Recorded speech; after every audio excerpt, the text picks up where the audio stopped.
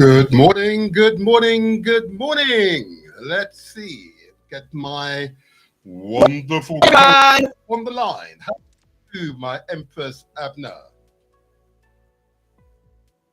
It is the weekend. It's the weekend. It's the week. It's the strong. Oh, your connection is not too good this morning. Tea time. It's party time. Party time. Oh, your connection. Hey, someone from Ghana is here. Greetings from Ghana. Woo! Yeah. Okay. My Empress, your connection. Not very good this morning. Aha. Can you? Am I being heard, my Empress? I don't know what's going on. Should I go? Oh, that's better. Oh, you need to be a bit closer to your mic, I suspect. All right. Yes, your connection is not particularly good this morning. But whilst my co-host is sorting out a connection. Oh, it's getting better. Yep, getting better. Oh, that's getting better. Yeah, keep that up. You just need to stay closer to your mic, I think. Oh, she'll come back in. So good morning, everyone. This is the Motivator Show alongside Empress Abner. It's been a while, I know, for those of you on the galaxyfewe.net connection. I believe we resolve our slight technical matters. All solved. We move forward. But I know those of you who've enjoyed the show via YouTube, the numbers are steadily increasing. I appreciate you. Those of you who subscribed, we send notifications out of forthcoming shows. But more importantly, those of you who are on YouTube or Facebook, please continue to press like. Yep, that helps us. It's an affirmation that the show is being received A-OK. All righty? So please, if you're on YouTube and if you're on Facebook, press the like button so we know that you appreciate us and the effort we put ourselves through to you every strong. So please do. And of course, and those of you who want to view us as well as hear us, you can go to YouTube under The Motivator Show. That DE space Motivator. And similarly, on Facebook, it's The space Motivator Show. The Motivator Show. And of course, on Mixcloud, straightforward, The Motivator Show. All right? So, yes, that's the way you can both see and hear us. I'm told it's an interesting experience by some members of those who are with us these days. All right? So please do. Don't waste time. Let's sign up, no cost. Okay, my Empress, how's your strong been? Oh, we've lost her again. She'll come back in. Don't worry, she'll sort herself out. So let me just begin the show by, first of all, advocating and giving recognition to our past guest. We've had some really interesting shows. 2 weeks ago, of course, we had Mr. Golding, Mark Golding, the leader of the People's National Party, the opposition party in Jamaica.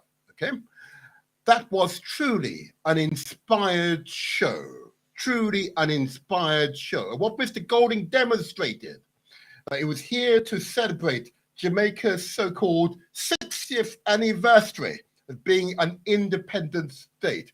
I say so-called. I can be independent and still have a governor general who can override the local parliament's legislation. And indeed, your highest court be residing here in Britain. But nevertheless, he spoke in terms which understood that Jamaica must become truly independent.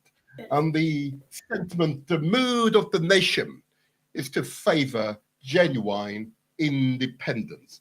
And I look forward to that. That will truly be an experience. That will truly be an experience. And of course, he also recognized that Jamaica and Britain have good reason to engage in trade ties, close trade ties.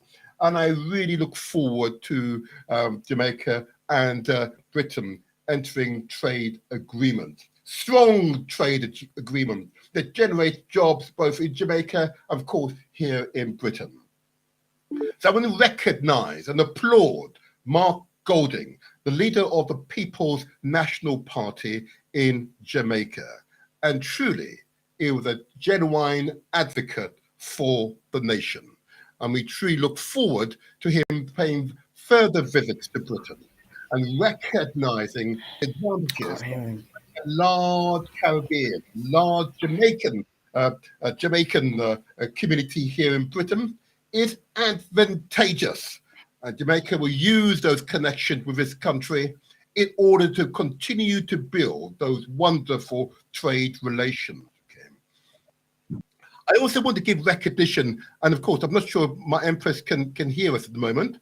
I also want to give recognition to other guests that we've had.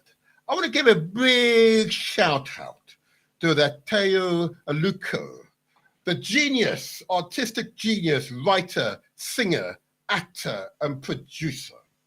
Wasn't that an outstanding show, my Empress? Wasn't that an outstanding show? Yeah. Can you hear us okay, Empress Abner? Aha. Okay, she's still having some difficulty with the connection. That's okay. But lastly, I also want to recognize that wonderful, outstanding sister of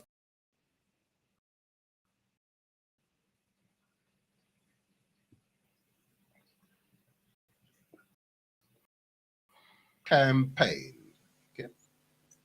Selina Carty of the Black Poppy Rose campaign.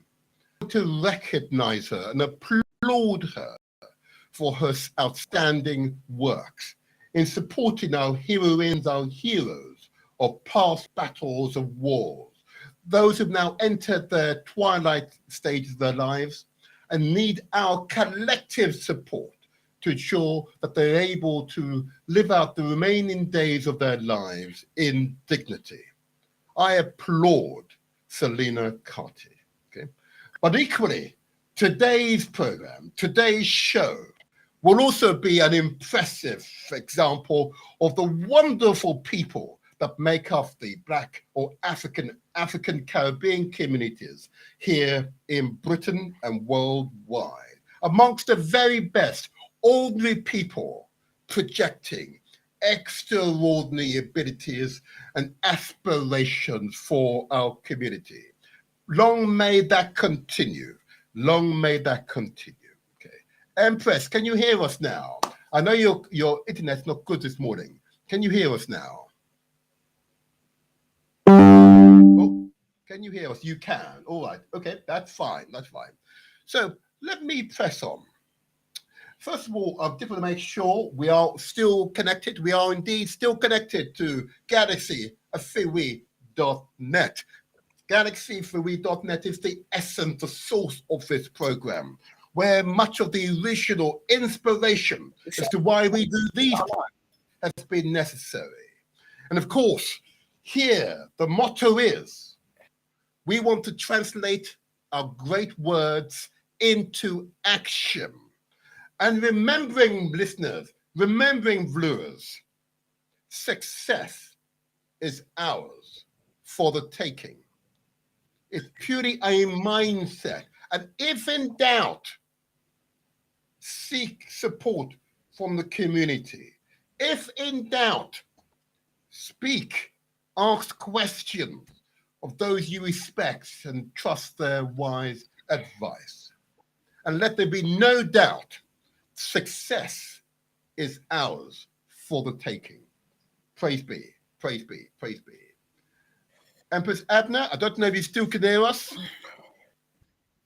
Oh, okay, right. In that case, I'm going to keep going on. Can you hear me?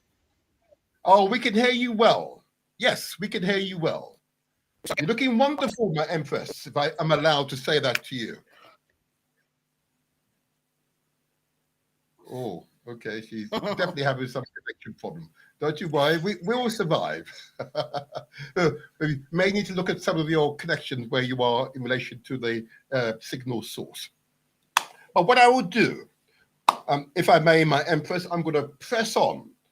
I want to talk about our health for a few minutes, okay? And I want you all, and those of you who have been responding and adjusting your lifestyle accordingly, I want to say to you, I and we appreciate you. We truly appreciate you, okay? It is significant, it is truly significant that there are people who do not want to hear the health messages, okay? Because they don't want to face themselves, and I can understand that, okay? But I want you to remember, these health messages come from a place of love, affection, a desire that the community, all those of you who are listening and viewing these programs, these shows, think carefully about your health and think carefully what you could do to maintain a good, healthy lifestyle into your older age. Okay. I know some of you are very young and feel impervious, you know, you are impregnable. That's true, maybe, but actually though, I have to say, what you do in your youth affects your middle age. What you do in your middle age affects your older age, okay? It's better to get into good habits now. The earlier, the better. So I simply ask you, please, to consider the amount of sugar that you are ingesting into your bodies.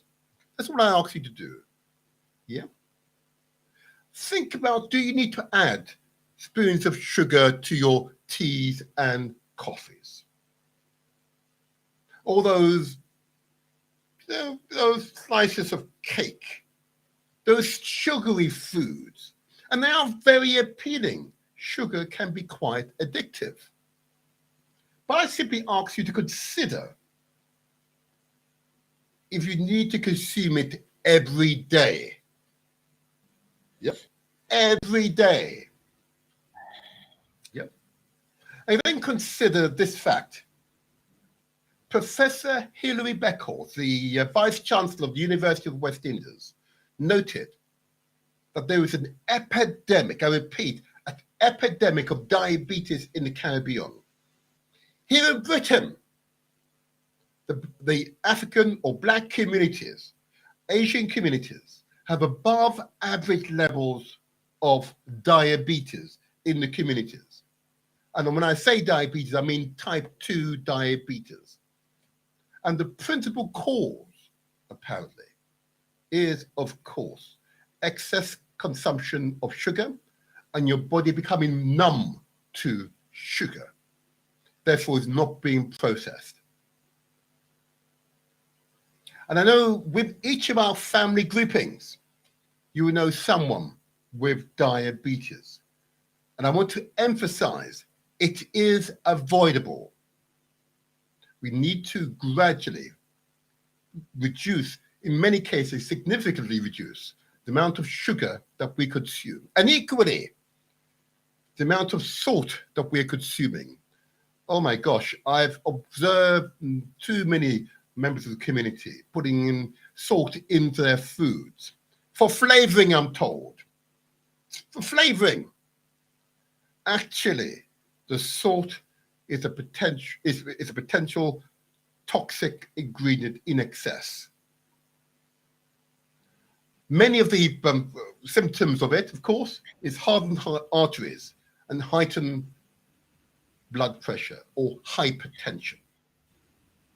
So I simply ask you, please, to consider the amount of salt that you're ingesting. I no longer buy salt from the grocery store.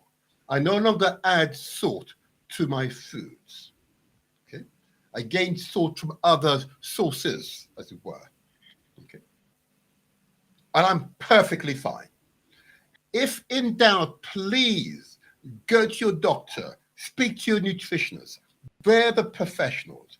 I'm simply providing a general guideline and observing the abnormally high levels of diabetes and the abnormally high levels of hypertension or high blood pressure in the community.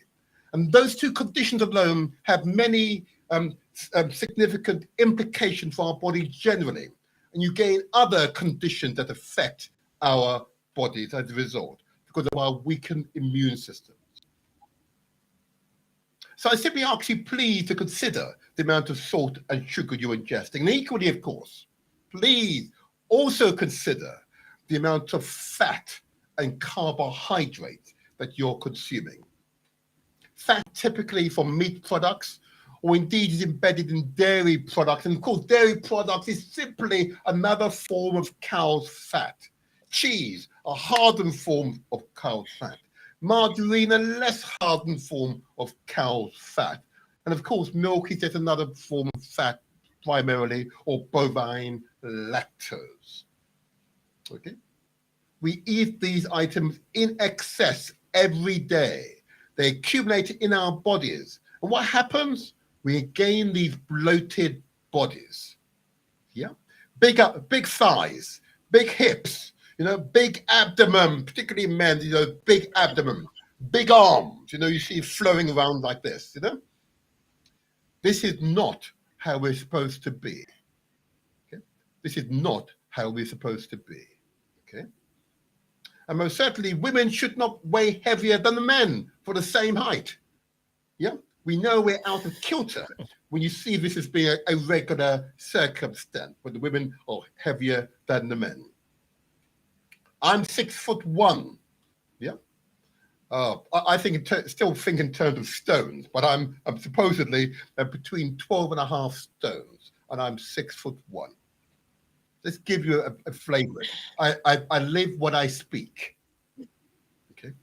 And lastly, on the health messages, I just want to ask people to think about the, here we go, starch primarily from rice, eating rice every day. Oh my gosh, I say to people, I know here from the Caribbean, as it were, it's rice and peas. Yes, very healthy, I can tell you. But in excess is problematic. Similarly, I know from West Africa in particular, what do you call it there, my Empress Abner? Jollof rice or watch it. Jollof rice. Yes, what I'm said. Jollof rice. Yes. Lovely. These are rice and peas and jollof rice are wonderful cuisines, I have to say. In excess is harmful. It's slow. It's insidious. Harmfulness. Okay. But the two principal conditions I worry about, because I see the stats, that's diabetes and hypertension. But I'm equally as worried about the levels of cancers that's amongst the community. Yeah, the number of us with heart conditions. Yeah, these are very often the symptomatic of lifestyle. So I wish to encourage you. Please, to exercise more. Yeah, it's so important to spend a few minutes every day actually exercising, not working. I didn't say work. I said exercise. I've got my weights here. Do you want to see my weights there, my Empress? Oh, she's smiling at me. I'm going to show you my weights just to prove it. No, I did this for a good 30 minutes this morning. Yeah. Oh, there you are. I did it for a good 30 minutes and I bent over, did all this. Oh, my Empress, I felt so good for it. Oh. I felt so good, and I kept it up. And my heart was racing. I came back from the park after a good, vigorous run. My Empress, it was outstanding. I recommend it to you all. My Can I just say something? Racing for a good 20 minutes. Yeah? It was Can good. I I felt alive afterwards.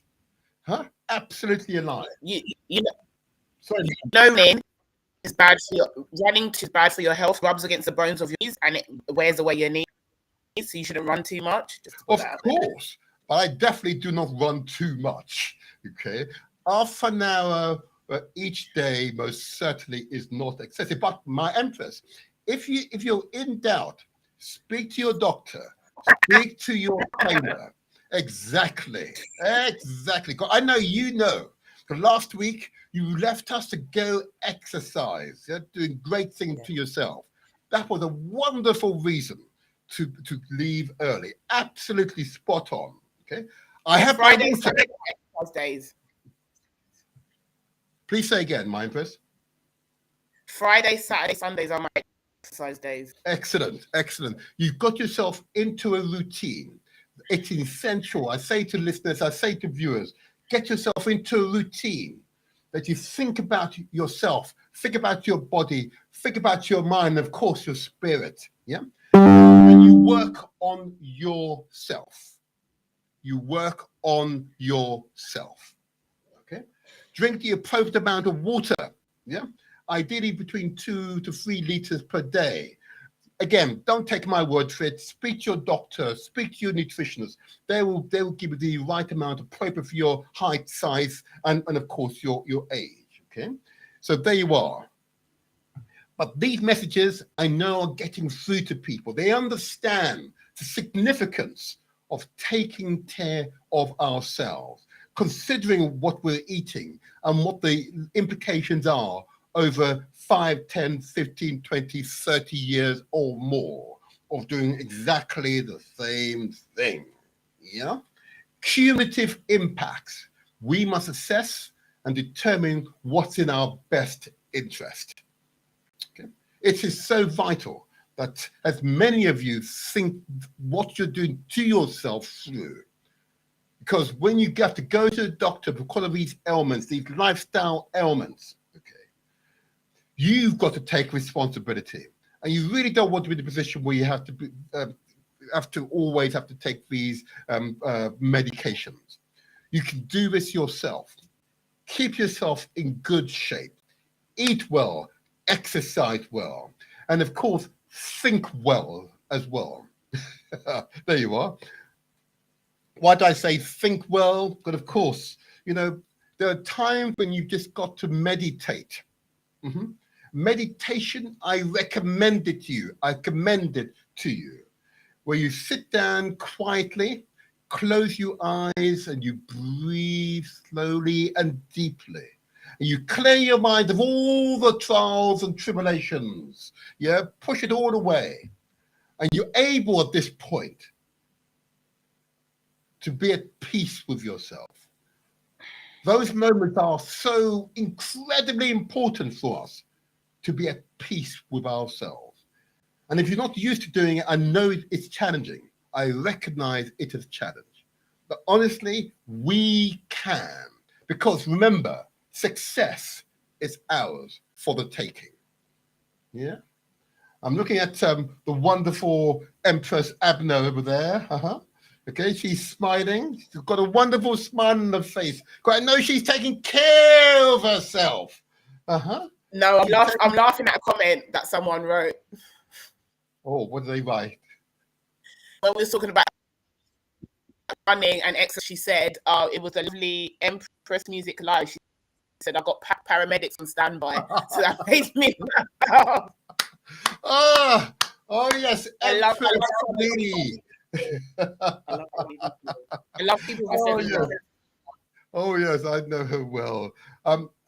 Trust me, she's I'm going to say it in a way, but those of us from the Caribbean, it confers other things. So I'm going to say, she's in shape. Let me assure you. Okay, let me assure you. Okay, I don't mind saying that public. She's definitely in shape, but she definitely works on staying in shape. Okay, there you go. All right, but I hope and I applaud those of you who are beginning to respond to these messages. It doesn't need to be you who have the diabetes. It doesn't need to be you who have the hypertension or high blood pressure. It doesn't need to be you to have the heart condition. Okay? It doesn't need to be you who find it difficult to walk around even though you're in your 30s and 40s. It doesn't need to be you. We just got to take care of ourselves and make that decision to take care of ourselves. Eat more, of course, green vegetables, fruits and green vegetables. That's the message they're communicating to you. Eat more green vegetables, more fruits. That's what we need. That's what our body craves for, okay? Green vegetables, yeah? And more fruits. Appropriate amounts of water, yeah? So that you can convert those green vegetables and fruits and water into blood, yeah? Good blood. So you can carry air around your entire body and, of course, to your brain, yeah? So you can boost your immune system and thereby resist all the maladies out there, all the viruses, the germs, yeah? All those conditions without out there in the wider community, okay? You can avoid much of that, yeah? And you can continue, therefore, to live a long, healthy lifestyle. I know it's tough at first to get yourself into the habit. I recognize that, okay? But together, we can all make the difference, yeah? And remember, reparations begins with self. I say again, reparations begins with self. You can't claim reparations from others unless you are seeking and actively repairing and maintaining yourselves. Yeah, I want to say a big shout out to our listeners from Ghana, and I say to Ghana, thank you for listening to us. Yeah, yeah, and of course, Empress, I don't believe you need a paramedic. You know, yeah, don't you worry. Oh dear, don't worry. I've seen her. You know, trust me, doesn't need no paramedic. You know, it's a wonderful image to behold. But let me move on, my Empress Abner. Let me just move on. So, of course, how's your strong been? What any interesting occurrences during this strong? What's happened to you over the past 7 days? My nephew yesterday. Work's been extremely busy. I've got loads of projects that I definitely want to invest in the schools. I think what Southwark is doing right now for a lot of families is really great. I feel like we need to, again, more community staff to build stronger links with other services within the community. I also feel like, you know, if the year could end strong, you know, it could end. Heard about Kwesi Kwarteng, the Chancellor, 6 weeks in, and he's gone. It's hilarious. But he's not from my tribe of Ghana, so it's all right. And then, so I feel better. But yeah, it's been a good week. You know, I'm spending the week with my son before the half term ends. So it's nice to have a weekend with him to catch up with him. It's nearly coming to the end of filling application forms for him to go to secondary school, so I'm a bit nervous about that. But yeah, it's been a good week. It's been full of blessings, highs and lows, and I think that's just my life. I've got older, I've got 1 year older, can't complain. So yeah. 1 year older, huh? 1 year old. And it was so funny. I was saying to one of his friends, said I looked 54, and I was like, I'm 40. Oh, from the mouths of babes. And I was like, he doesn't know about black skin. Oh. What are you meant to say, of course, that you are wise and distinguished? You sure about that? I'm absolutely positive. I've listened to your dialogue and I've seen you at work. You are indeed wise and distinguished. Okay? Let me assure you. That's what I mean. You've got to speak to the community. Each one teach one. Yeah? We learn from each other. Mm-hmm. Isn't that true, my Empress? Huh? I don't know about that. I'm in a very good with my sons here, so I'm just going to keep things very P's and Q's. I hear you. Okay, all right. I want my son to go repeat stuff, but let me just keep it like that. He's back at school, do you say? No, I said I don't want him to repeat stuff at school. He likes to expose me a lot, so I just I see. Like that. I see. So he's admiring your presentation. Okay, all right, okay. I can only say to him, I can only say to him through you. I know that once he's in secondary school, that he will excel. Yeah, inshallah, and we're just all proud. Is that okay? That's fine. Brilliant, brilliant, brilliant. You see, you just keep it real for me. What I want to do, my Empress, I want to come to another matter. What is the matter? Okay. I want to talk about how we recognize our heroes and heroines, those in the community who achieve, and those who just do those small things that make a difference.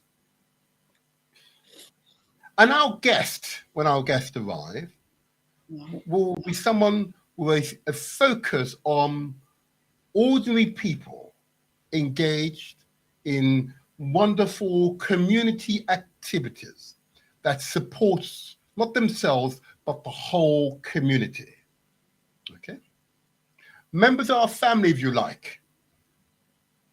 Unless we recognize them, how can we ask others to recognize our heroines and heroes? Yeah?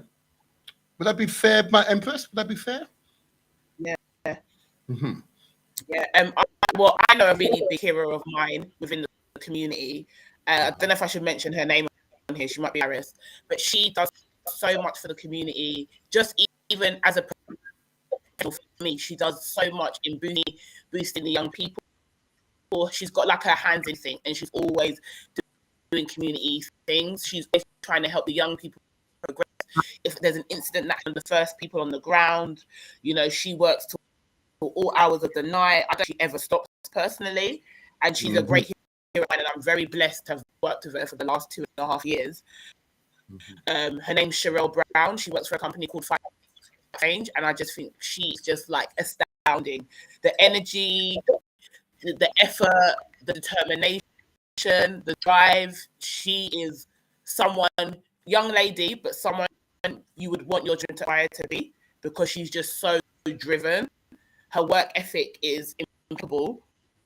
Like, I absolutely love working with this. Like, anything I ask of her, she's willing. You know, anything I tell her about, she will find for me. Like, she's an unsung hero, definitely in our community. And I think in a couple of years, she will definitely receive a CBE or an OE or something like that. Definitely in a couple of years. That's why you're here, you know, my Empress. That's why you're Definitely here. Somebody. Yeah. What you're describing is one of many that I've encountered. Ordinary people who are just committed, who are just loving individuals and want to give to the community. And I noted that we were not giving them sufficient recognition, which is why each of our guests are just ordinary people engaged in recognizing, giving back to the community so the whole family can grow. Remember, a family that stays together grows together.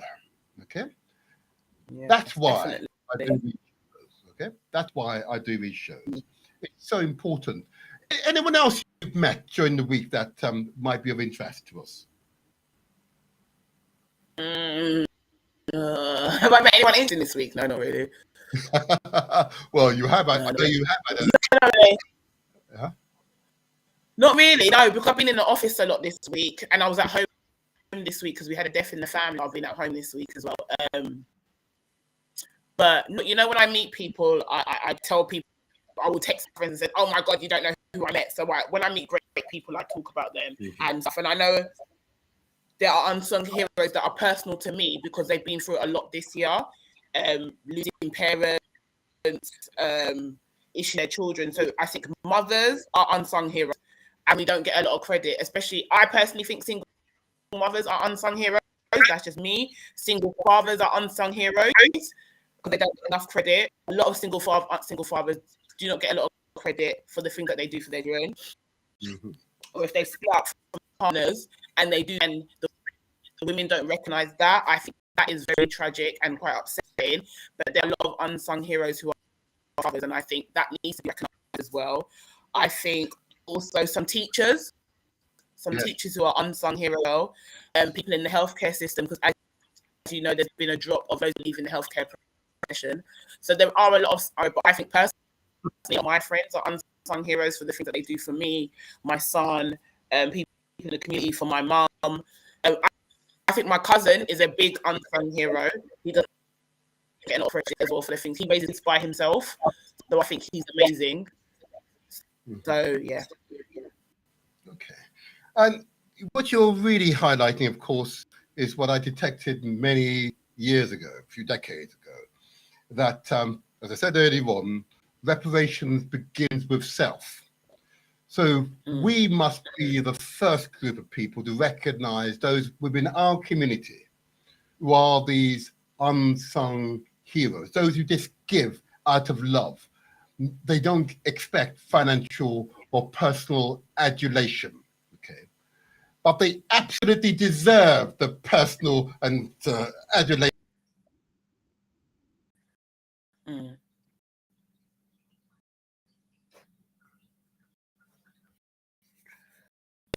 So that's why I do these programs. You know, I want to make sure that those in the community are recognized. You know, that's what I want to make sure. I want to make sure that we take responsibility to recognize members of the community who are making tremendous contribution to our development. Okay, I think this is a vital part of who we are as a people. Okay. But it would be nice as well if the viewers could tell us, or people who listen to us, who their unsung heroes are. Or also, as Black History Month, and I hate saying that because we're Black Day, but if anybody in your community or someone passed away, someone famous that is in this month, that would be great, because I have a lot of people that inspire, like Akala, Yaya Santua, Academic Dune Sarpong. There's loads of people that inspire me. Michaela Cole. There's a few others. So if there's anyone inspires you in this, or someone you resonate with, it would be good to hear from that as well. Let our young people know about those within our community that are unsung heroes, that are inspiring, and we could assimilate to be. So really good to this Black History. We're doing Black History Month in our school. So it's good to tell the children about those people that have contributed to us in our community. And thank you to Selena Carter, who sent me slides as well to say from our month assembly. I really appreciate you, and thank you for that as well. Okay, wonderful. Your sound is still a little bit uncertain. You just might need to get a little closer to your mic, my Empress, but it's thank you for those wonderful words. And before we go to our guest, what I want to do is just play a quick intro video, okay? This intro video will give light to our guest. So give me a moment. Let's hope the technology works for us without any problem, which would be nice, wouldn't it? Huh? That would be nice. Let's see if we can get this technology to work for us. And let's see if we do this. There we go. Not that one. There we go. And there we go. Find the right one. There we go. Is this the right one? Okay, this is not the right one. Okay. Ooh, okay. Aha. I've got the right connection. There we go. Right. There we go. Haha. Now, let's share this and let's show this video. There we go. Listen to this. Liner was one of the greatest rock stars that's come out of this country, and unless you see him, you will think, you know, he's a standard representation of rock, i.e. long hair, European, etc. No, he wasn't. I think a lot of the younger generation will be surprised to know that one of our rock gods was a brother.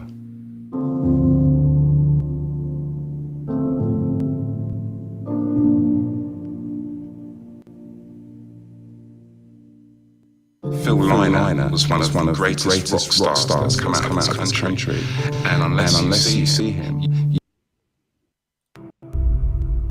one would hope there would be a real balance, but unfortunately that isn't the case. There's probably around 1% of blue plaques in the city go towards people of African Caribbean descent. That these people have not been included in the celebrations of brilliance and aptitude and excellence that their white peers and contemporaries have. Is a crying shame. There's so many things that I did not know. So many things that I was not taught, so many things that I was not told. And when you realise those things, it empowers you. Now, she was known as the Queen of the Ivories. Now there's a campaign to get wider recognition for the work of Winifred Atwell. She and the artist's model Fanny Eaton are both to have black plaques put up in their honour. It's all about recognising the contribution of black Londoners. The Black Plaque Project is humble in its objectives. We are able to proliferate the stories that would otherwise have been buried alongside their owners and will be making a difference to our understanding of this country moving forward. When you go onto the website, you see the 30 names of these incredible candidates, and you can read their stories, read their histories, see the locations, and understand what they did, why they did it, how they did it, and obviously go on and do your own learning. You can't duplicate then now, but you can make it better. If we continue the trajectory that we are on now, and this country holds itself accountable and does not shirk the conversations that need to be had, then I have no doubt that more and more stories will come to light and be celebrated.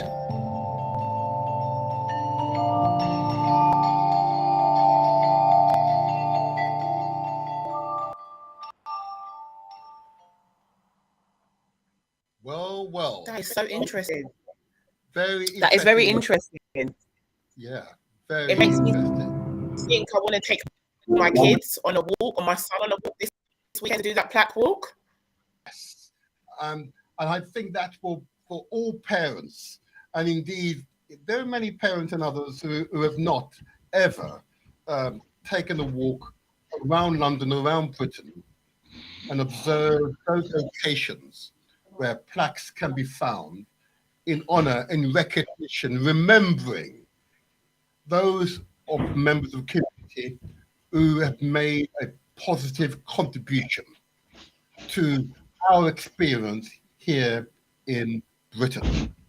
Yeah, it's so I'm very interesting about it. And the thing is, me and my son actually go for walks. We actually go looking for desserts. So doing that, we can go and do the walk as well. Good. So we are honoured today to have in our presence someone who I've known virtually most of my life, I feel, because I recall an earlier game. I'm just going to say Jack. Jack, can you hear us? Good. I can hear you, Martin. Good morning. How are you? I am well. Here, I want to introduce you to my co-host, Empress Abner. Empress, say hello. Hi, Jack. How are you? Good morning, Empress Abina. Let me first of all say good morning, greetings, and delighted to make your acquaintance this morning. Mm-hmm. This is a long time coming. Okay, in my very early days, when I was, I had a afro, I've got to say, those early days. Didn't we all? I remember this wonderful game that I bought to my son, and I actually bought it from you. Wow! Actually, you bought it yourself, yeah? You obviously got a discount then. Oh, I don't know if I got a discount. You probably did. It didn't matter. Yeah. Do you know why the game was such a powerful game? And I'm going to ask you to describe it to the listeners in a moment. Sure. Because here it is, an African man, a black man, had designed a game for children and adults to enjoy. and you spoke with such enthusiasm about the game. Thank you. That it was a part of our cultural heritage, an heirloom, as it were. Yeah. From the past that was handed down to us, and you presented it to me on the basis that this was a part of expressing who we are as a people through game and pleasure. Let me tell you, my son truly enjoyed it. Tell us about that game. I'm going to let you describe it to us.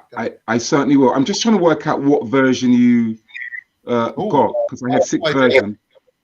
I did. We go back for nearly 30 years. Okay, so that could well be the first version, but I suspect it could be the second version because I did the 2 in the first year. Let me just say, I had an extremely late night last night, and as I usually do on a Friday night, you know. So in consideration of the viewers, I thought I'd put some dark glasses on so I can hide the bags, suitcase, and everything.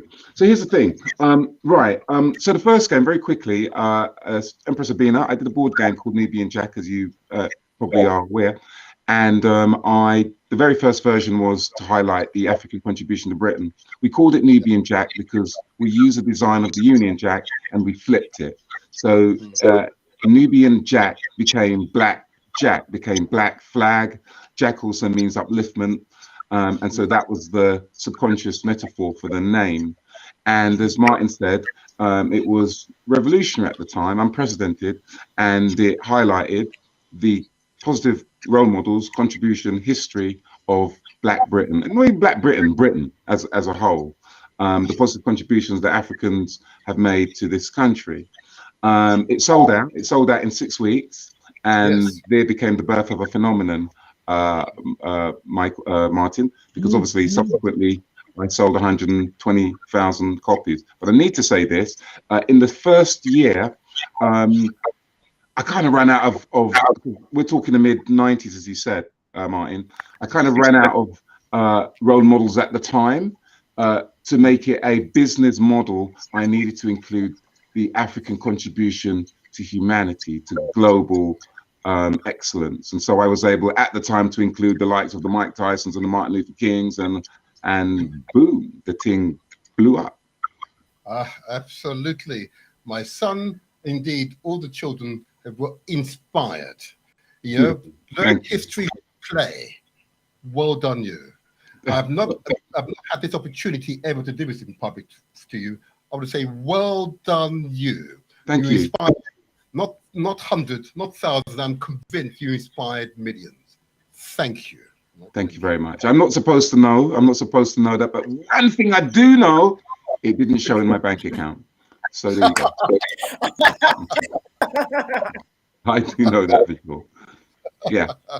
Don't you worry. I know you've got on from strength to strength. Don't you worry. If you put out that much positive energy, you can be assured it will come back to you in many, many ways, in overwhelming ways. I know you've had it. Yeah. It certainly has.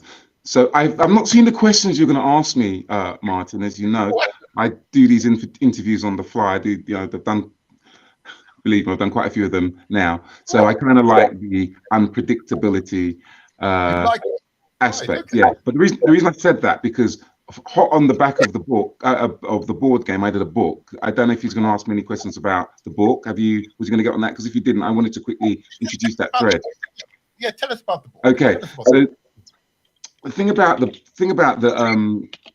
the board game is people couldn't believe the facts that were purported in the game. So when you start talking about the African presence at the time when Stonehenge was built, you know, you're kind of ruffling a few feathers. When you start talking about Queen Victoria's grandmother being Black, which is a standard now, that's just ABC since Meghan entered the team. Again, Jack, say that again slowly. I beg your pardon.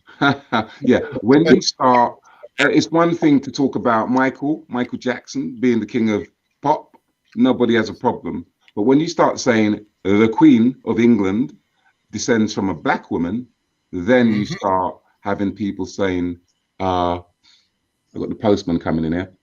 And you start having people question your legitimacy and your accuracy. So Empress Sabrina, what we did a book called Nubian Jack's Book of World Facts, The Truth with Proof.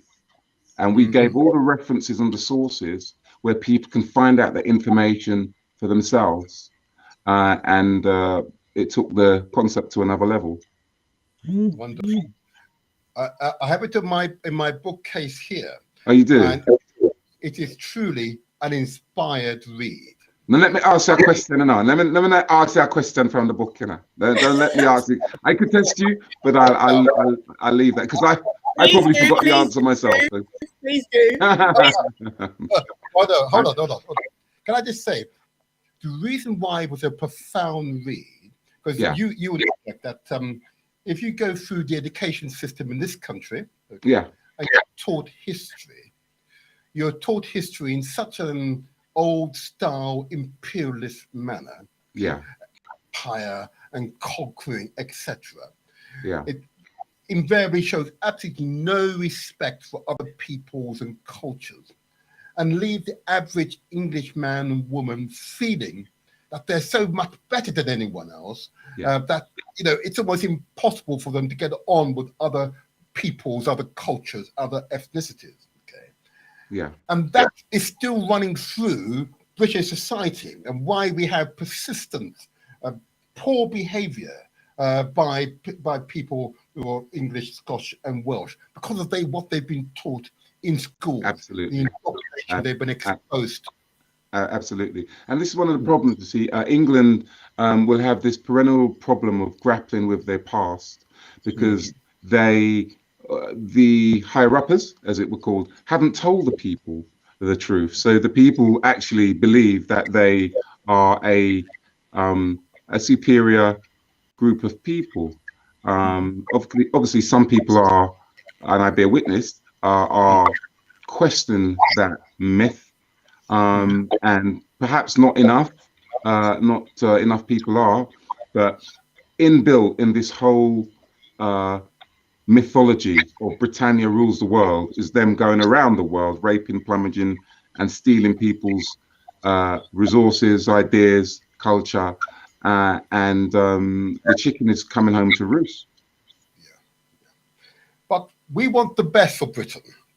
And we want to help Britain to evolve into a truly pluralist, egalitarian society. Indeed. We want the best. I think we want to emphasize that. Because I know that there are many who are listening carefully to this. Right. And we'll make sure it's understood. We want the best for Britain. Because if Britain does well, our children will do well. Because we are an integral part of British society. Indeed, but that then becomes that's where the re-education process, as you are speaking about, has to kick in. And so when you introduce re-education, you don't want to be attacked for telling the facts as it is. Yes, and these are profound observations. I'm noting what's happening in the United States of America, where they're attempting to begin to turn that tide, and the reactionaries I've got to say it, I've got to put it out, primarily the Republican Party, and the classic, of course, is Donald Failure Trump. Reactionary, the prime reactionary. He's ultimately a fascist. He's ultimately a fascist. As is the Ku Klux Klan, a fascist organization.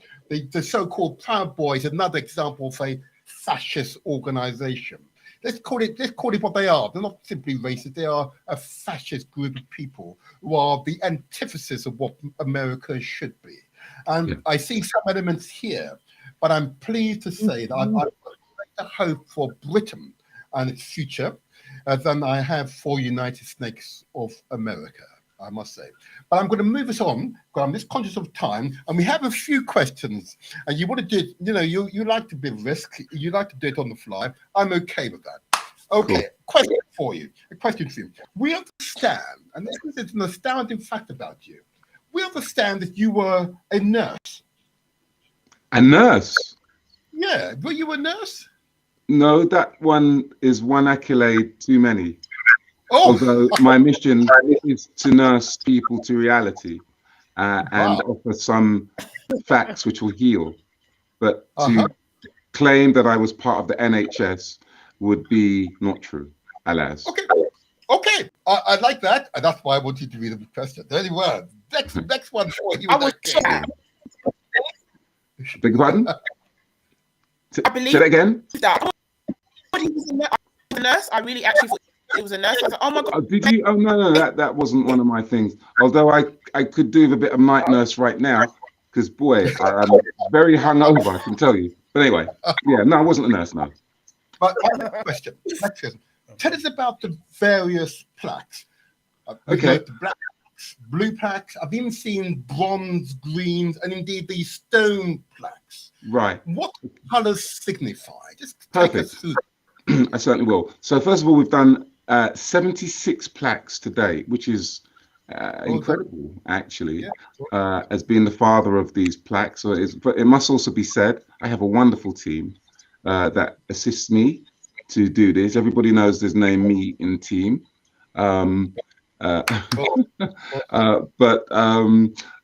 You also have to, of course, have supernatural assistance, brother, because these things don't come out of your... Well, they actually do, but they don't. So you are inspired, and if you get twisted and feel that it's you doing it, then the whole thing crumbles. So I'm very fortunate to have a vision which is pre-wired inside me that has made me decide to memorialize our presence in this country. And latterly now we're going around the world and highlighting the wonderful excellence of black magic. It's just something that needs to be done as part of the re-education process of the world. We do have different color plaques. The first plaque I ever did was to Bob Marley, amazing Bob. And there's a whole story about that. And I've been done. What I want to do, I want to keep this interview fresh because I've done a lot of interviews and I don't want to repeat the same sort of thing, right? So the blue plaques are plaques which are permanent. They are there. And all my plaques are permanent, but the black plaques are not permanent. The black plaques are temporary.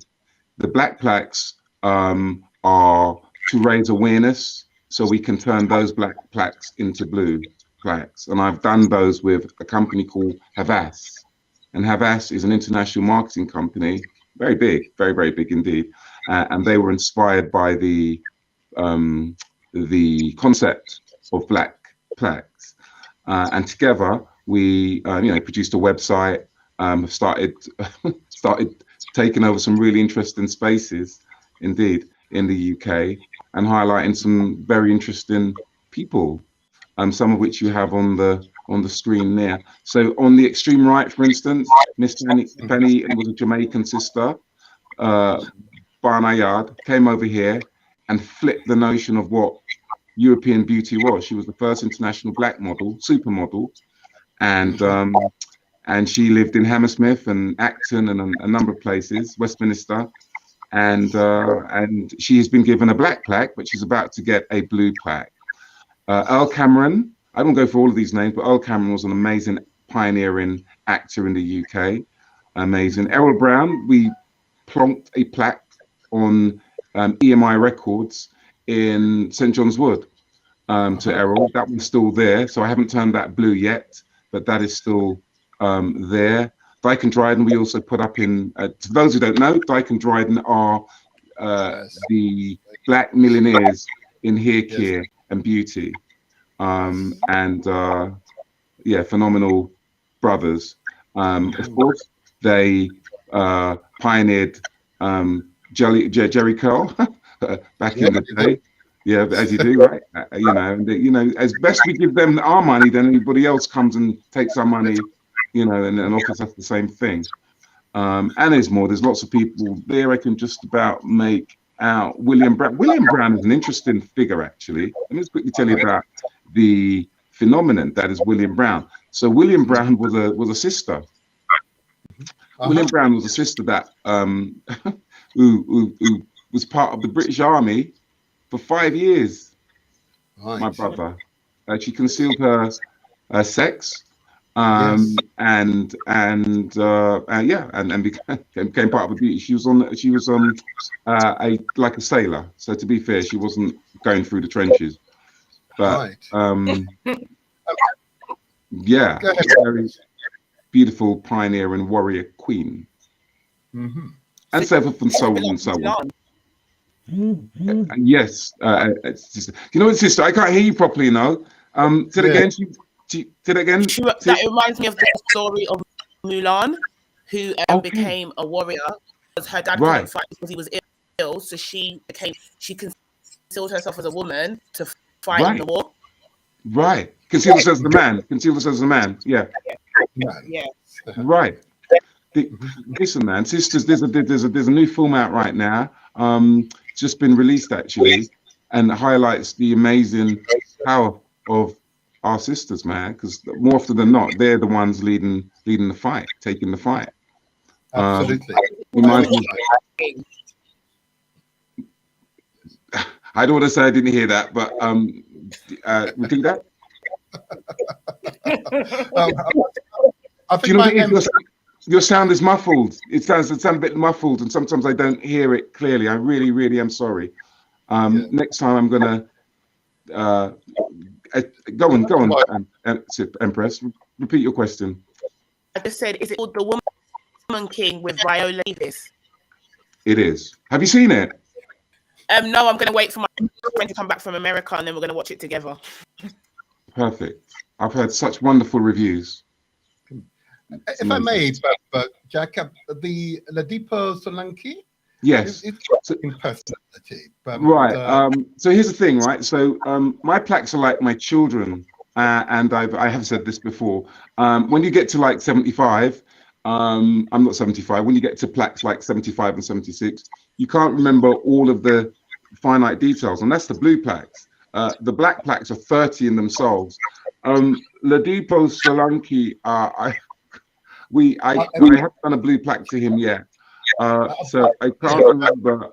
Can't remember right now. Seriously, I can't remember his amazing, phenomenal achievement. It says here on the plaque that he challenged the Western perception of Nigeria and brought attention to the language of Yoruba and Nigerian culture.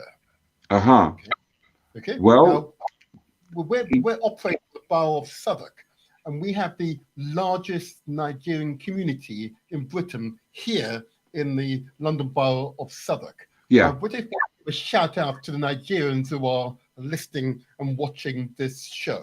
Yeah. I would also like to say to them, Shalafioni, and I'm sure they will say Adubwe. So enough respect to that. Funny enough, I put a plaque up. My very last plaque, or our very last plaque, was in Southwark 2 days ago, and that was to 3 days ago.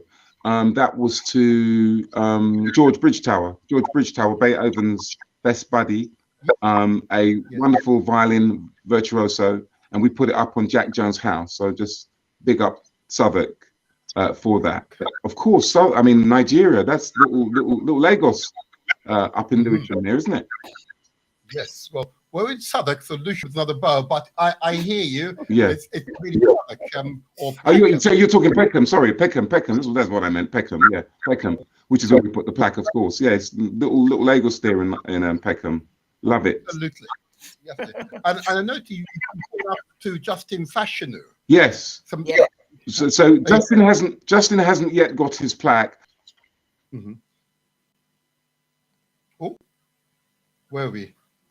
We lost you for a moment there. Have we lost our guest for a moment?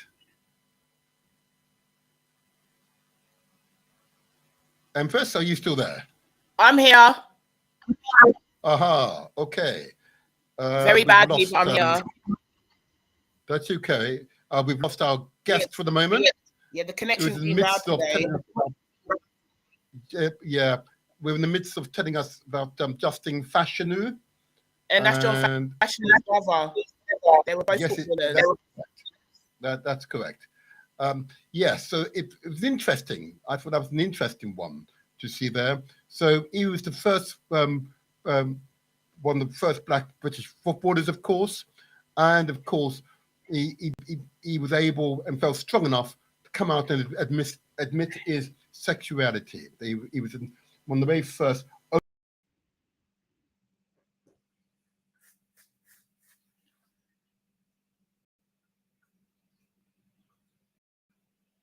personality. He was truly a memorable. Yes, I was saying that he was truly a memorable personality, someone for us all to appreciate. Okay, Justin Fashionable. And I wonder if once Jack gets back in, he might want to talk about Lillian Bader. Yeah, I was interested in that. I'm sorry? I was interested in that one as well. Yes, yeah, most certainly she was a fascinating personality. One of the most influential Black women during World War II. That's why I'm interested in her. Yeah, let's hope we can get some guest back Kathleen Osama was in the World War II, but that Osama sounds like a Somali name. Interesting. Oh, that's an interesting one. We should explore that once he returns. So hopefully we can get him back on the line. Oh, there we go. He's come back in now. I know he's still hung on over. There you are. We thought you fell asleep at that point there. Am I here? Yeah, my images is frozen. Oh, can you see me? Yes, we can now. Yeah. Okay, I can't see myself. That the internet. Oh, you can't. We can see you well. We can see. Okay, so I'm happy to roll on. Let's go back to Justin Fashanu. I don't know where I was, but I was inferring that there may have been other factors in his death, and as a matter of fact, I think people should look into that. But yeah, he got a black plaque, but it hasn't been installed yet. But he's one of those who hasn't actually received his commemoration yet. Okay. I'm going to go on to the blue plaques in a moment. So I know that there's many listening to this and will watch the recordings on YouTube and Facebook. Right. A question, but I've just got here on what is the criteria to earn a black plaque? Okay, so the black plaques are, pardon the pun, set in stone in that we have actually come up with 30 names between us, myself and Havas. Let me actually be upfront and say a lot of the black plaque names were suggested by Havas, and I basically ratified it. Yes, no. So some of the names didn't make the list, but Justin was one of the names that they suggested, and I agreed that yeah, he definitely should be given a plaque. And as I said, the concept was to put up a temporary plaque to get some exposure on the individual, then turn those blue. We have won so many awards with this black plaque project team, yeah, which is an absolute bonus. But the most important plaques, of course, as you are going to come on to later, are the blue plaques. Before you get to the blue plaques, we also do other plaques, as you can see, green plaques and bronze plaques. We have a few bronze plaques. And also, ooh, I'm back now. I can see myself. Hey, there you go. Trust me, on a good day, I'm not an oil painting, but I usually look less tired. That's all I'm going to say. I'm that. What was I going to say? But the stone plaques now, the stone plaques, of which we only have one, it must be said, but that one is. Forgive me, Jack. Before you come on to that, okay. Can I just ask you, just you've frozen. Empress Abina. Yes. Sorry, inspiration. Oh, sorry, you froze for a minute, my brother, and I was gonna, because Sister Abina was still in communication with me. But you're back in the game. So go on. Yes, and yes, the internet apparently is playing up today, but never mind. I'm just going to ask a question before you get on to the other plaques. I'd just like you to spend a few minutes on the blue plaques. Okay, just want to understand the blue plaques, their significance, where they're located, etc. Beautiful. This is interesting. Here we are. We've got them up on our screen now. I'm not sure if you can see them. Yeah, I can. Yeah. Okay, so interesting. Of course, the first one on the left-hand side is Robert Nesta Marley. Indeed. Here. Okay. Sure. That must have been a wonderful experience to put that one up. Tell us about that one. Perfect. So that was my very first plaque, or the Nubian Jack. What had happened is, after the board game, I was contacted by English Heritage, who wanted to. And English Heritage are the A standard for blue plaques. They've been doing it for God knows since the 19th century. Since the 19th century. So they have 900 plus plaques around the capital. Excuse me. So the most important thing is. They, when I was contacted, only had 6 plaques to people of African heritage and 9 to people of Asian heritage, and they wanted me because of the success of my board game, which we haven't touched on. We spoke about that earlier. So the board game became. Hold on, just a second. I need what you just said to sink into the viewers and the listeners. Sure. They had what 900 plaques. 960 plus plaques. Currently. Yep. And only how many of those plaques they had 6 plaques. This is now, we're talking the mid noughties. So 2004, when I was first approached by them, Dr. Tracy Borman, they had 6 plaques to brothers and sisters, and 9 to people of Asian heritage. And they wanted us to engage with them a little bit more. So with their disjointed thinking, they thought I could, because we're all one, we all think the same, right? Anyway, so that's what they thought. And so, but what it did, it exposed me to blue plaques, because I had no interest like everybody else, to be frank. And to just fast forward the story, what we have done by installing our 76 blue plaques, of which Bob Marley was the first, is change 1.7% of plaques in the capital to going up to 8%, between 7 and 8%. So I'm happy to have made that figure more reflective and realistic of the African presence in the capital, which is more than 7%. So the blue plaque was great. I had the same manager. Sorry, I've got a call on the line. I haven't actually officially opened the line, but I might just, if you don't mind, I'm conscious of time, I might take this call. A caller with number ending 9976. Good morning. Yeah, can Jack back away from the microphone a bit? He's sounding a bit distorted, Oh, right. You're quite distorted. If he backs away from his microphone a bit. Oh, me? Okay, sure thing. There you are. Okay, that's better. Thank you, caller. Thank you for being so diligent. Okay. Indeed. Okay, Jack. Go ahead, Jack. Yeah. Enough respect for that caller, and if it still persists, please call back. Man in the studio for control the levels there. You over? All right. I hope you can hear me properly now. I can see the monitor now, so I can see that it's not going into the red.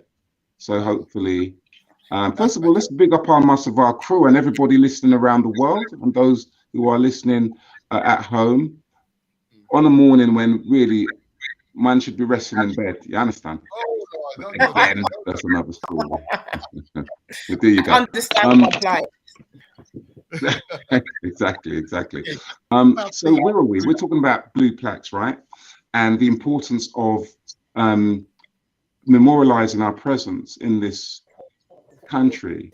And it's great to put them in books and to do board games and the like. But when you put on a building that we was here in 19 or 20 or 18 such and such, it gets people thinking. And that's the end game and legacy of memorializing these wonderful people on existing buildings for the most part. So interesting. Robert Nesta Marley. Yeah. Connie Mark. Connie Mark, again, is one of those interesting personalities. the founder of the Mary Seacole Memorial Association. Okay? Yeah. I tried with that. Outstanding. Now, Richard, or indeed John Richard Archer, is the mayor of Battersea in 1913 to 1914. So, like me, he was obviously a councillor who was then elected as the local mayor. George Padmore, another fascinating personality, an international activist and renowned Pan-Africanist. He lived in Camden, apparently. He did. He lived in Euston, and George Padmore, previously known as Malcolm Ivan Meredith Nurse, was a activist par excellence. He introduced us to a blueprint of Pan-Africanism, which has been adopted as a phenomenal brother. Went to Russia, and what I particularly like about him is in later life, because a lot of our activists use Marxism as their model, which is quite good in deconstructing capitalism. And the modules that include, the modules that white supremacy uses, the infrastructure of Marxist philosophy is quite useful in tackling these these issues, those ideologies. And he went to Russia, as I said, rolled with the Red Army for a while, came back, and realized, even this Marxist thing isn't ultimately, has its flaws. Let's just leave it at that, because it's a very useful model when it comes to capitalism and white supremacy. But he ultimately saw it had its flaws, and his blueprint for Pan-Africanism was something that perfected the weapon that we could use to deconstruct and, as we say, in the olden days, mash up the system. You understand? So, Claudia Jones, yeah?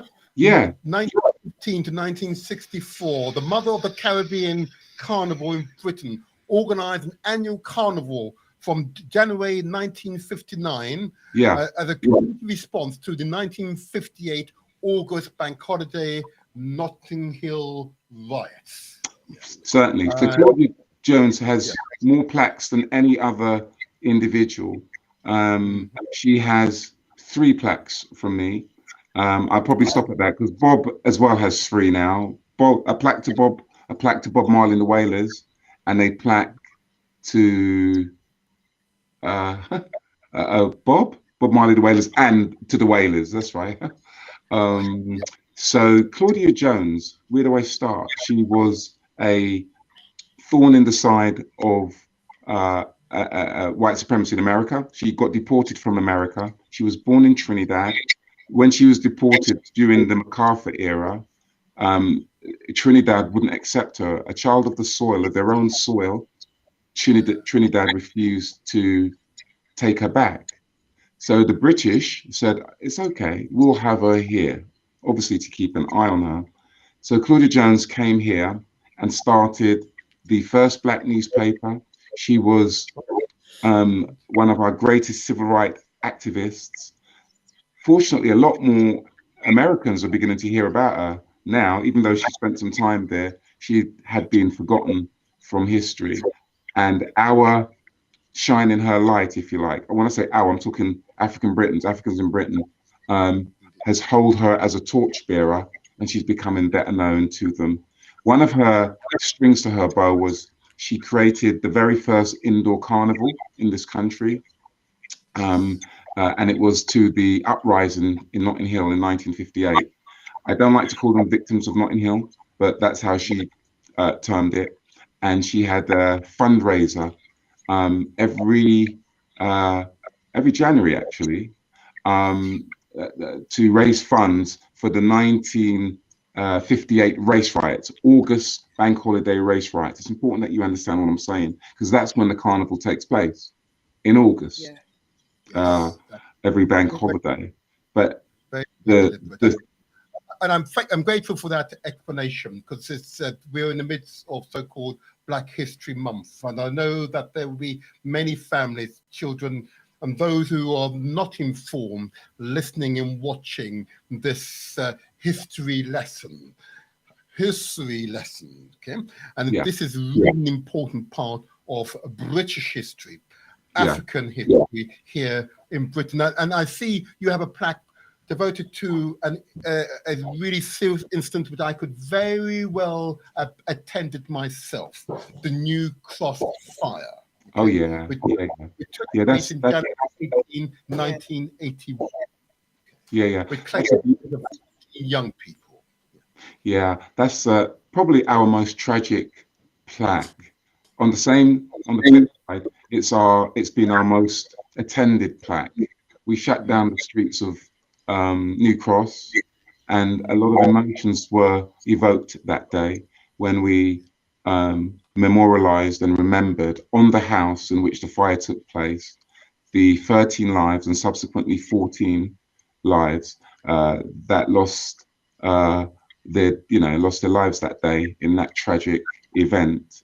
I don't want to talk too much about the event because there is an aspect of the history which has not hit the mainstream, and as a result, I'm more comfortable speaking about what we know in the public domain, which was everything around the fire. Everything around the fire was racist, from the police response to Her Majesty's Queen's response or lack of response. There is absolutely no doubt that they saw us as others and less than. So that's all I'm going to say about that. Thank you. If I may, just move on to another interesting personality, Amy Ashwood Garvey. Yeah. The most amazing. Yes, please tell us more about this one. So Amy, come on, what is there to say about her? She is an empress. She is a goddess, and she was the first wife of Marcus Garvey. In fact, she was Marcus's what's her name? Napoleon and Cleopatra, not Cleopatra. My brain, man, help me out here. Who did Napoleon marry? Napoleon or Caesar? Napoleon. Josephine, man. Josephine. You're not reading my book. You're not read my book. Josephine is a sister of African descent as well. Anyway, yeah, man, she was his Josephine. She was Marcus's Josephine. She ran the ting, as we would say. She helped with the UNIA, the founding of the UNIA, and she was a remarkable woman. Her intellect was unsurpassed. And she came over to this country and she had the first restaurant, I believe. I think she had the first restaurant on Carnaby Street, if I'm not mistaken. But we memorialize her on her home or her space in Ladbroke Grove, where she used to welcome people, and people used to stay at her place. She was a administrator, an activist, a writer, and had Marcus's children. And alas, they didn't last, very, very, very long. But Marcus, as you do, married another Amy, Amy too, who was just as formidable. So yeah, I honored Amy 1 with a plaque, and we're trying to honor Amy and Marcus with another plaque together. Thank you, and it is truly impressive. And I see another one here to one of my favorite sports, Lord Laurie Nicholas Constantine. Yes. Who was born in 1901 and died in 1971. Cricketer, barrister, politician, and of course, a statesman. He was. So he was a remarkable man. And what I'm really glad we're touching the theme of the plaques, because I don't know how many people in our platform know who Leary Constantine is. And frankly, I don't know how many people, white folk, know who Leary Constantine is or was. So that's what these plaques do. When they walk past the house where he lived, and they can see the plaque there, they can learn a little about him and Google him. He was, as you said, a statesman, a barrister, a lawyer, a remarkable political civil rights activist, and a cricketer. Now, I find cricket really boring, I have to say. It's not cricket to me. But I don't want to go into that because I'm a baller. I love my football. You know, my son played for Watford. My brother played for Charlton. I've managed kiddies, teenagers, and men, and played. So it's a different thing.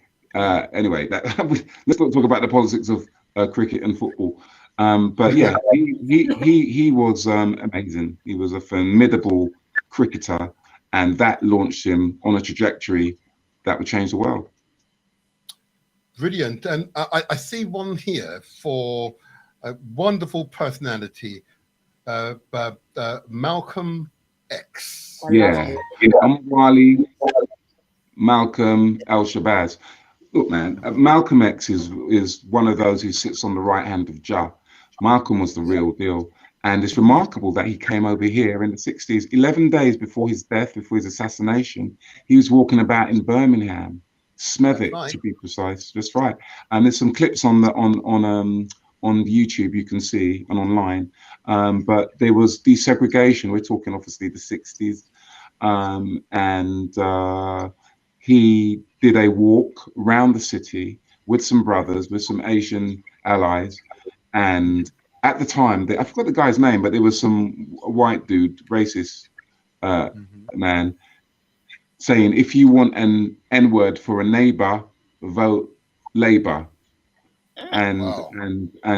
You know, so basically they were trying to say that if you desegregate housing, you know, we're going to come in and take your women and your jobs and the usual, you know, what's the word?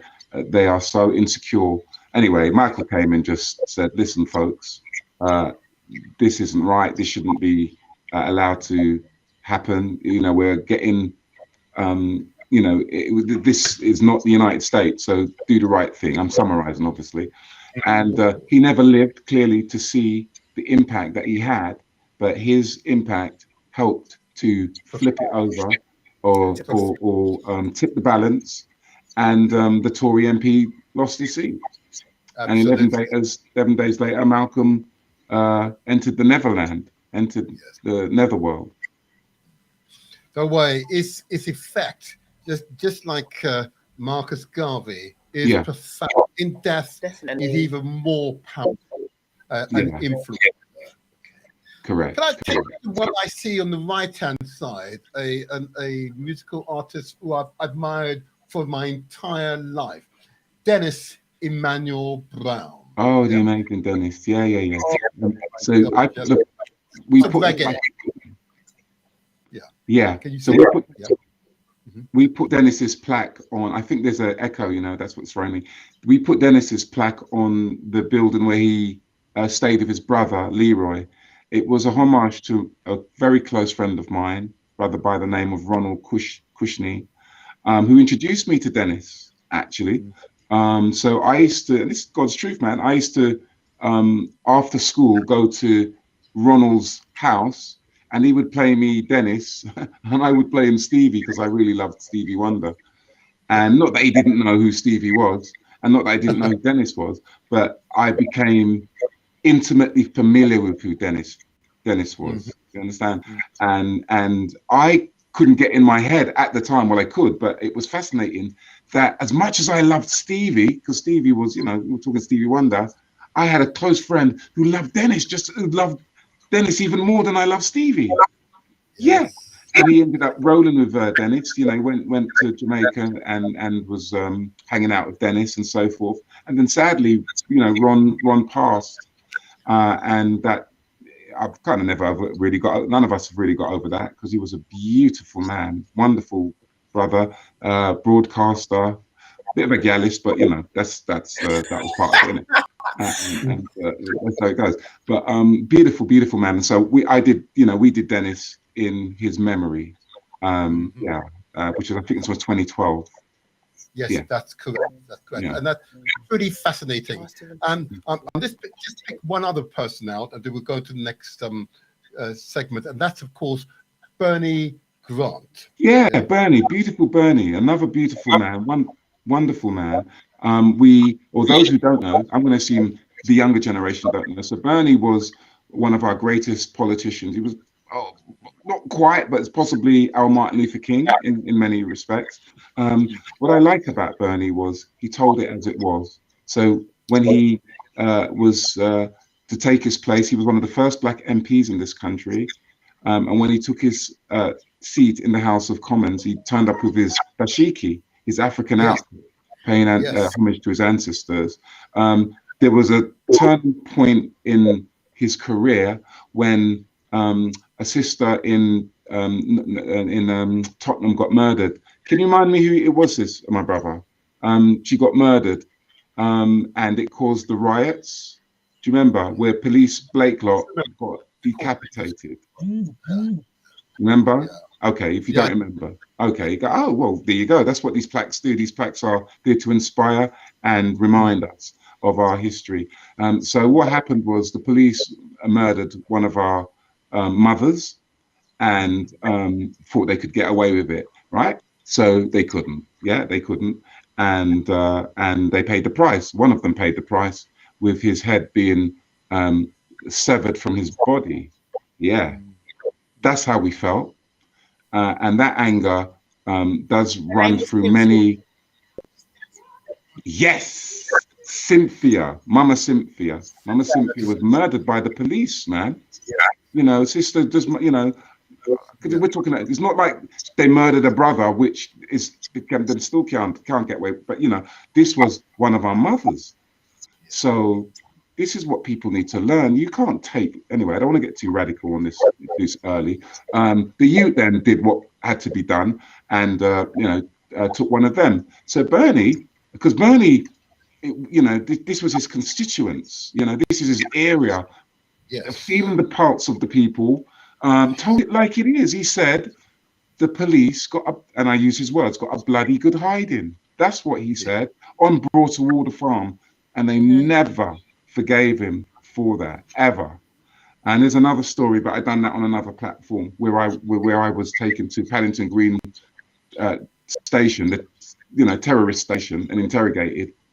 And I was taken upstairs actually, Martin, and I remember being cocky and saying to one of the police that I reminded them that the police got a bloody good hiding. And that was, if I was a cat, that was my 8th life, because I tell you, I looked at death that day. They were ready to decapitate me. Let me tell you, Jug gave me a squeeze. I got off, got out, I should say. Yeah. Very tough, Rastafari. I hear you. I'm going to hand you over now to Empress Abner. I think he was talking about 2 other personalities. My Empress. Yeah, I was asking about Stephen Lawrence and whether his plaque was there, and I just saw it now because it would be interesting. Yeah. I think the younger generation can resonate with him. And I remember, I hope my mum's not listening to this, but bunking school and going to the court case outside Elephant and Castle. Amazing. Wow. My friends, well done, you. and watching everything transpire, the singing, the fighting. And I think that will forever live with me. And now Elephant and Castle's been knocked down. I think that's one thing that sticks with me is the whole Stephen Lawrence case. And I know one of my colleagues went to school with him as well. Because she used to tell him his family and the whole situation, how everything transpired and how Lucian became. So I think he's quite an interesting character, and he's always someone I talk to my son about. And obviously Malcolm X as well, because obviously he's Muslim, we're Muslim. And my son went to school with Malcolm X on World War Day as well. So, because I think my son resembles him a little bit when he wears glasses. So I made my son go as Malcolm X on World War Day. And he won, and he actually won that day as well. So it was really good. Amazing. So, amazing. To know, with the Black Plaque Project, can families go together? Empress, before you go on to the next one, I just want to say, see, I know the gods are watching us. Jah is definitely watching us. Because, of course, you're relating a story to a building that's sits within my political ward. Okay. I just happen to be the local councillor for the building in which the that particular inquiry took place. Right. It sits in my ward. And this is not coincidence. That's why I've got such hopes and aspirations for the future. Yeah. The energy of our ancestors are speaking through us right now. This is not coincidence that we're all discussing this almost intimately. Yeah. What has happened to our peoples, and we're speaking in a way that we are imparting knowledge during Black History Month, not only to our community, but to the wider communities, as to how we feel, how we intellectualize these matters, how we indeed use these experiences as the basis to build a better future, because we must not allow such instances to occur again. Beautiful. I don't know if you're running for president, but that was a lovely speech. Empress, what was you saying, my darling? I was just saying, it's very, I think for personally, being on this platform today has made me really think about how I need to instill this into the young people that I work with and their families. Because I don't think they know about Blue Plaque, if they know about the Black Plaque Project. And I was thinking today, I definitely want to take my son to go visit all these plaques today. Hopefully it doesn't rain on me, but it would be, I don't know if you have like a map, like an interactive map as well, so we can use in schools for children to see all the Black figures, or the prolific figures in their community on like an internet interactive system. So maybe like the last week of school, they do it and see, oh, this person used to live here, or this person had a place in this area. So I think that would be really good. So something I could use in schools for the kids to use as well and see. Perfect. So we're going to be doing that. So that's going to come out next year. We're going to be doing an app about that. Just to say, it's very nice that you, are educating your son and your young, your children and your nephews and nieces about Stephen. There was an original Stephen, Martin. I don't know if you know, the original Stephen was a man by the name of Kelso Cochrane. I don't know if you remember him. Yeah, do you remember him? Yeah. So it kind of shows that the cycle is repeating itself in many respects, because we have had a precedent. The only difference is, as you said, Empress, you were there at the hearing, and you could see the anger, and those guys were lucky to get out of there. If we had, the people that understand the Black rage, man, people think we're all like Mrs. Lawrence and Neville Lawrence, who are so wonderful and dignified and could control their emotions. Obviously, they lost their son, so you can imagine the volcano that was erupting inside. Do you understand? But they kept it together. But some of us, we're not about keeping it together. Yeah. You know what? You know why Jai is with us? Because I don't want my anger to overspill on this platform, Councillor. I know you're running for president, and this is England, isn't it? I know you're running for high office. So let me just keep it toned down. Yeah. I'm just conscious of time, so I'm interested in the green plugs. Yeah. Tell us about green plugs. Why green plugs? It's even interesting to your collection. That's a beautiful question, and I'll tell you what, the green plaque was by accident. It was placed in the ANC building, and it's actually quite iconic. A lot of people use that as their ID on Facebook and LinkedIn. It's quite surreal, actually. But the reason it became green is because my team had been given permission to install the blue plaque. I had to liaise with Cyril Ramaphosa. We've missed out some amazing stories here. But anyway, one of them was because Cyril Ramaphosa at the time was a secretary of the ANC in South Africa, Zania, and I had to write to him to get permission to install the plaque on that building, because that building was still owned by the ANC. And it was a beautiful thing. I got an email back, actually, not a letter, an email back from his secretary saying, yes, you've got permission to install the plaque there. And the plaque is just around the corner from the Elizabeth Garrett Anderson School, I think it is. And when we got the permission to put the plaque there, Islington Council found out and said, Jack, you know, we'd like to work with you on you know, we'd like to partner you on this project. So I said, sure. And somehow the partnership involved an exchange of money and exchange of the color from blue to green, because they had a green plaque scheme. So so that's how it became green. And that's the God's truth. I think it's the only green plaque I have. Yeah, so that was a funny story on that one. Praise God for that. Praise Yeah, God for praise that. God, of course. I have to say, I was so impressed by that. Prior to this program, I went to it myself. I've taken pictures of it. Okay, beautiful. That was powerful, because of course, being a member of the Global African Congress, of course. Yeah. Our sister organization. So I'm beautiful. really pleased that was a part of that one, and that was for me a truly quite emotional encounter, I have to say. I'm not sure why it was emotional, but it just felt special. The power of winning is the presence of winning, man. Let me tell you, that's what it is. And yeah, because she's, you know, we must uphold Winnie, because you know how she's been vilified in the press. And Empress Abina, there we go. That's another empress there. You know, a warrior queen, as we spoke in the beginning. That woman has been vilified, and the best part of it is her majesty has not yet reached the zenith. So we're going to resurrect and give her space next to Malcolm on the right-hand side of Jah. Well said. Well said. Okay. And please do it. And whatever help we can offer, absolutely, that needs to happen.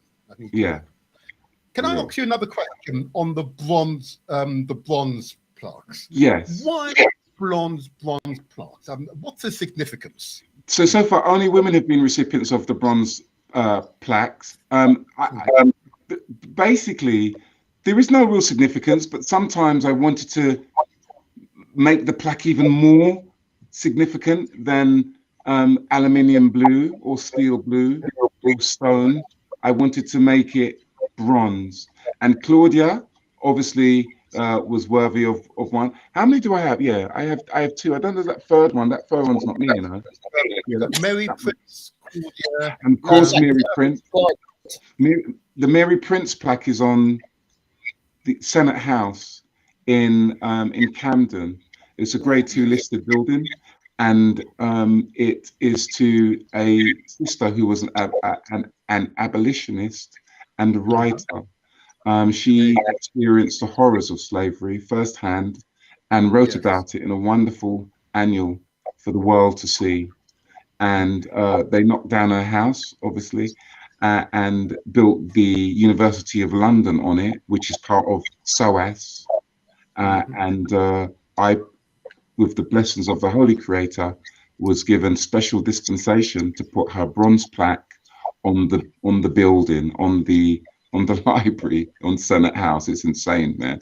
But anyway, they allowed me to do it, and I thought bronze would be more, I don't want to use the word classy, but more ornate. You know what I mean? It just looked, it looked and felt right, and it is right, and that's why she got a bronze plaque. Well, I just want to congratulate you on these, but I went along to the Mary Prince. Mary Prince one as well, and again, well, the beautiful thing, just to quickly end on that, the beautiful thing about installing that plaque, I had the premier of Bermuda fly over to unveil the plaque. Miss Pauline Cox from Bermuda and Moira Stewart, who is the premier Bermudan personality in this country. They both unveiled the plaque for us. And it was lovely. And Diane was there as well, Diane Abbott, and some, really interesting people. Fascinating. And I found just reviewing that particular plaque, again, I suspect there's some, we are spiritual people, and I could feel the energy. Yeah. I could feel the energy, and I was moved by the experience. Each time I was moved by the experience. I cannot put into words what I experienced, but I felt connection. I felt that connection. You know, That's beautiful, man. And the last one I just want to ask you are these stone plaques. Yeah. Again, significance of the stone plaques. The stone plaques is I only have one stone plaque, and the other one is to. And I'll tell you who Septimius Severus is in a minute. That's a brass plaque, which he placed on Hadrian's Wall. But the stone plaque is Britain's highest profile plaque. It's the UK's highest profile plaque. It's the only black plaque in Whitehall. It's on the Foreign Office. I was going to say it's a stone throw away from Liz and Kwesi's place, right? But Kwesi's no longer in situ.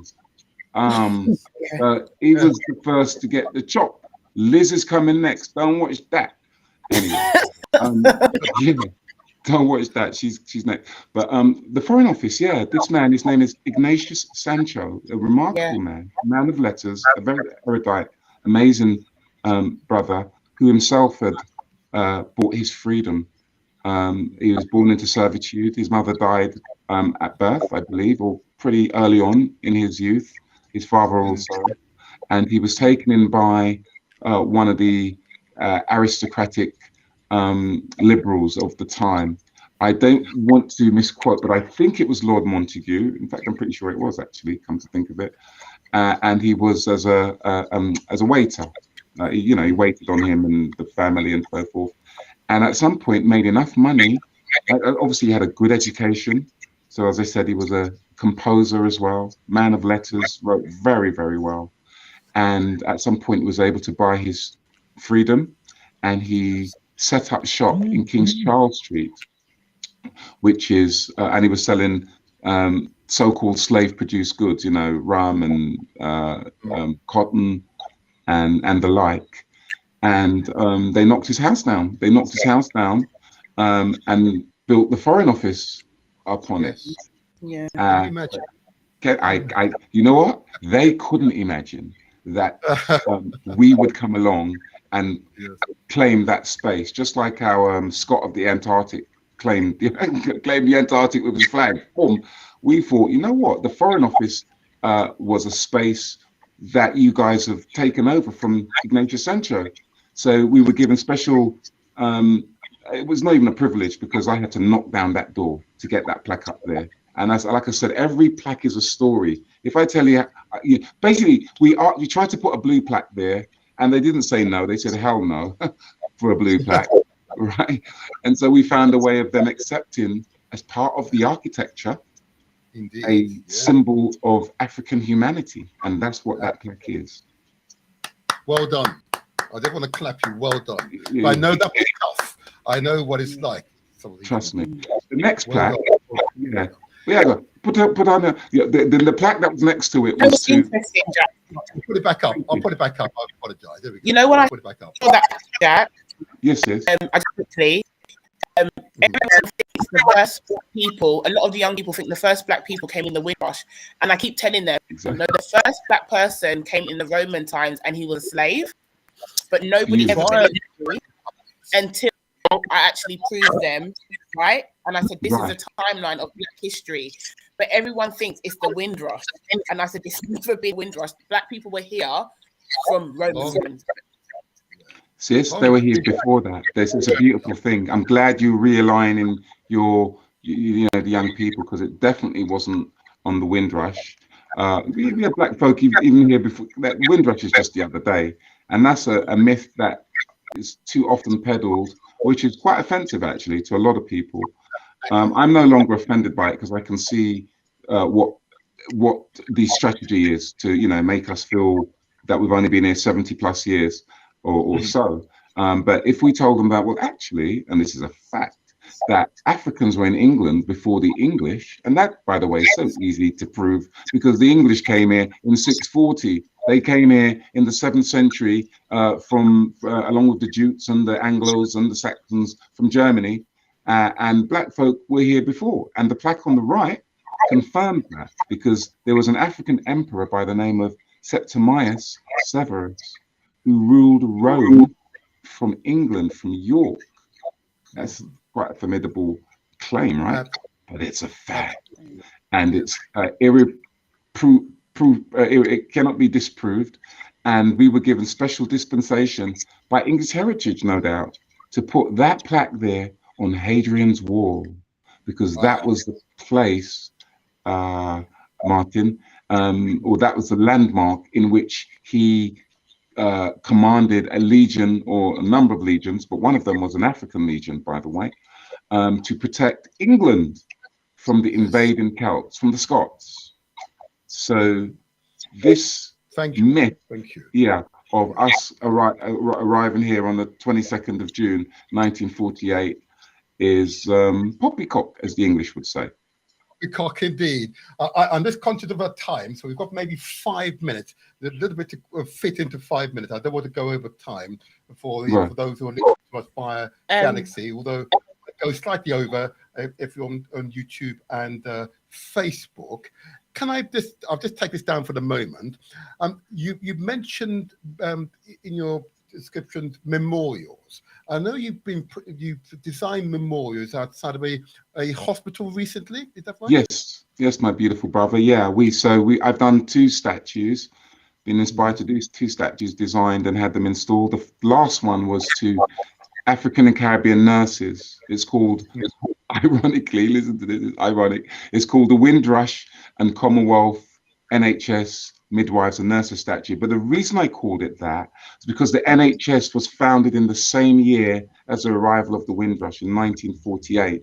And African women in particular, although women, let me just use the term, women of color as well, from the Philippines and India and all different places, even the Irish, a lot of the Irish as well, actually, have helped to prop up this National Health Service.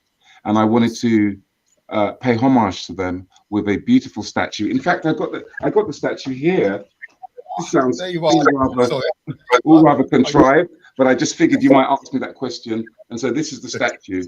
You see, it's made out of 16 pieces, and it. I just realised everybody on radio wouldn't be able to see that, would they? I think it's been recorded on YouTube and Facebook. Don't you worry, they'll go there. Okay, cool, yeah. So here's the thing. So it's got 16 pieces, 1 and 6 is 7. It's 7 foot high, 7 foot wide, and that's to pay testament to the 7 decades of their contribution to the NHS.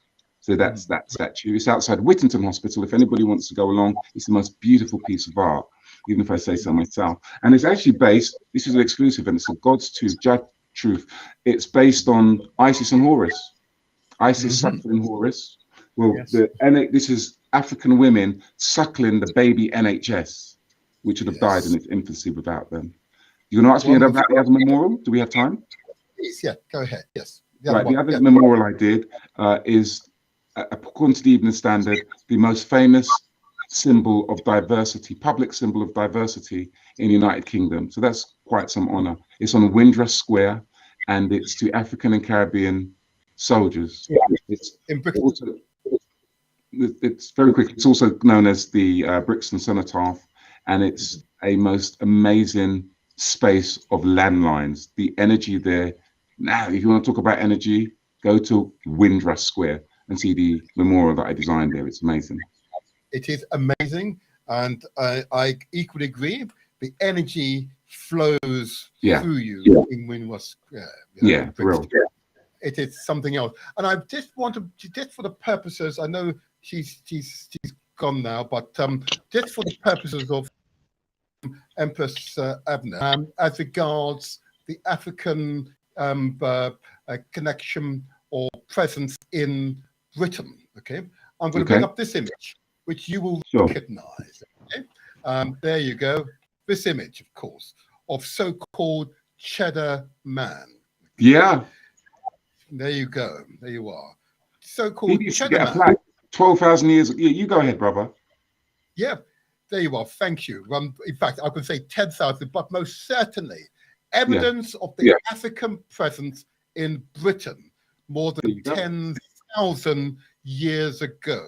There you go. And this the effort by intellectuals in universities to suggest otherwise, looking at his genetic materials, beyond doubt, it was clearly an African man that looked like you and me my Yeah. brethren, Yeah. look like you and me. Yeah. This is proof of the African presence in Britain more than 10,000 years ago. What's your... Yeah, it is. And amazing. Yeah, I mean, it must be really hard for some folk, you know, to keep trying to... You remember what they say? If you tell a lie, it's hard to tell a lie because you have to tell a lie upon a lie upon a lie, and eventually the whole thing fans down. And I'm not going to label all white folk as that, but the history of Britain, and to be honest, the impact white supremacy has had on all the world, let alone people of color around the world, it's been based on a lie. It's been based on a myth, a lie of white superiority, and that makes me wonder if it's actually a mask for a inferior complex. And when you find Cheddar Man here and you can see his genetic makeup and it's all been proved with DNA testing and carbon dating, I wonder how one feels when it's like you go and you see, oh my God, the original people in England were African, were black. I wonder how, you know, how that makes... you know, and like I said, I don't want to go too heavy, but you must feel quite inadequate. And the only way you can assert the myth is to continue to dehumanize other reduced people, and that is going to lead to your own destruction, because that ain't going to work. Because we're human beings too. Thank you, my brethren. In fact, we're slightly out of time, but this is good. We ended on an interesting note, noting that Africans were present in Britain more than 10,000 years ago. We've just a sample of the African presence in more contemporary times and the contribution we've made to contemporary society. And therefore, it defies any suggestions of us not making genuine contribution to British, European, or indeed world history. And this whole purpose of these programs is to really de-brainwash those who've been exposed to the most insidious form of propaganda, so that we can build a better Britain, one that is good for our children and our children's children. There you go. Beautiful. You've been an outstanding guest, I've got to tell you. This is only part one, because there's quite a few other questions but you hadn't digested yet. We need to ask of you. You are most fascinating personality as I looked at you. Oh my gosh, there's so much you have not said about yourself. Huh? That's very, very nice of you. I'll send me your email and I'll send the invoice, and then it'll be mutually worth it. No, it's been fun. Thank you very much for having me on your platform. It would have been nice to have got some more questions from people, but hey, you know, thank you for the invitation. Next time we'll most certainly take more callers. But on this occasion, we're in the midst of Black History Month. You have shared a wealth of information that I can assure you significant numbers of listeners and viewers were unaware. Okay. And it needed to be said in this format, easily accessible, digestible, and indeed, if in doubt, listeners, viewers can simply use a search engine to verify what's been said. And your eloquence today has been truly marked. And you're right, we've got to think about how to ensure that men and women like yourself, excellent communicators, are justly rewarded for your dedication to the cause. Okay. Thank you, brother. Thank you. I want to thank you for being an outstanding guest. I want you to rest. We want you to remain healthy for as long as possible. Okay. I'll do my best. It's up to Jah. Thank you, brother. Peace and love. Take care. Praise be. Respect. And I say to listeners, thank you so much for your listening ears. This has been a truly information-rich experience. And I urge you, please, if in doubt, ask questions. But my time is now up.